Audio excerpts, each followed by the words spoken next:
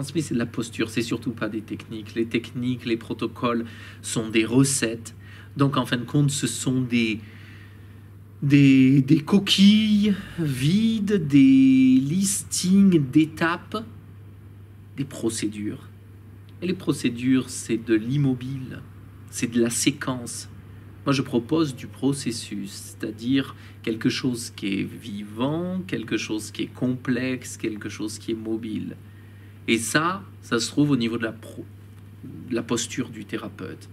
Et le thérapeute, pour moi, il travaille avec sa propre singularité. Il travaille avec ses zones d'ombre, ses zones de souffrance, les endroits où il vacille, c'est-à-dire tous les endroits où il sent lui-même la vie pulser en lui. La technique, ce serait aller chercher à l'extérieur un objet qui n'est pas lui, qui est hors de lui et que n'importe quel autre peut utiliser. Ça va changer s'il s'utilise lui, s'il utilise son propre corps, s'il utilise ses propres sensations, ses propres turbulences, ses émotions, ses propres troubles quand il est dans la rencontre avec le client. Ça va être une rencontre d'une humanité avec une humanité.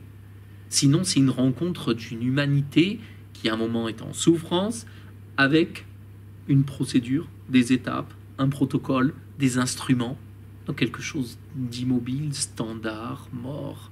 C'est pas du tout individualisé, c'est pas comme dans Le Petit Prince, cette unique au monde, cette rencontre, cet apprivoisement.